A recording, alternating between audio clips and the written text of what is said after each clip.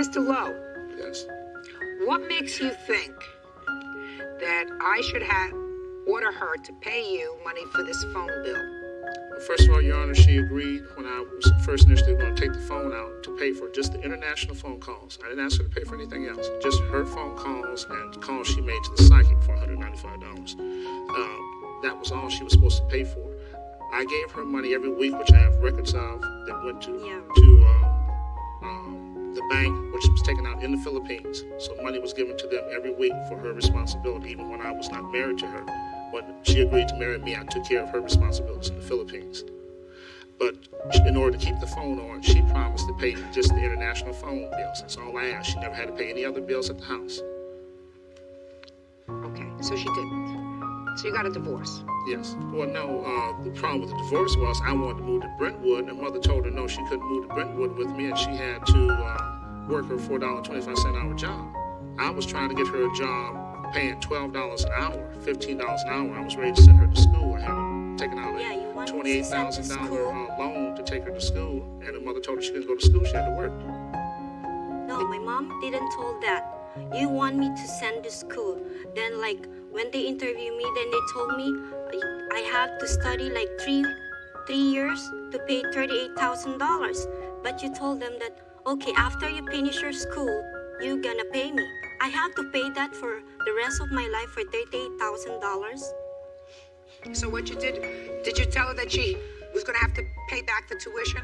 No, Your Honor. Mr. Lowe. The whole thing was I would have taken out the loan for the thing, and I was very willing to do that. Mr. Lowe, you married a baby. Oh, Your Honor, when I first married her, she did not strike me as a baby. In my untrained eyes, sir, this looks like a May-December romance. Yes. Did you ever hear that expression? Yes. And sometimes men marry women and they're very extravagant. They go out and they spend all their husband's money on jewelry and furs and manicures and pedicures and hats. Do women still buy hats? No. Yeah. What's he do?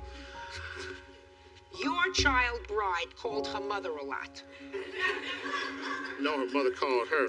Or her mother called her a lot. Because she evidently needed to talk to her family. She's very far away from her family.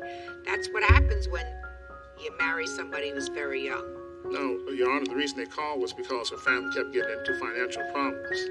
But you know that. You already know all my responsibilities. Listen, Miss Lowe.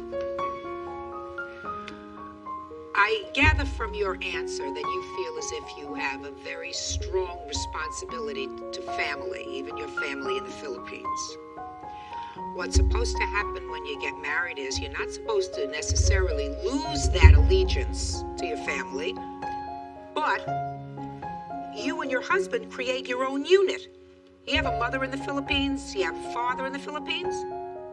Yes? You have sisters? Yes. You have brothers? Yes. They're supposed to take care of themselves. That's not his responsibility.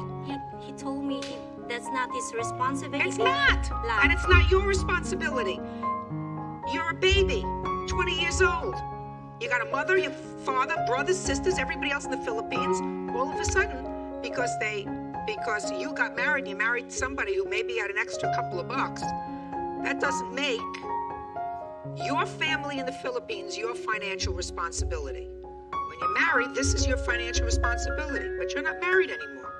I'm just telling you that for the future, because otherwise you're going to be a very unhappy lady the next time you get married. I didn't told him to responsibility for my family.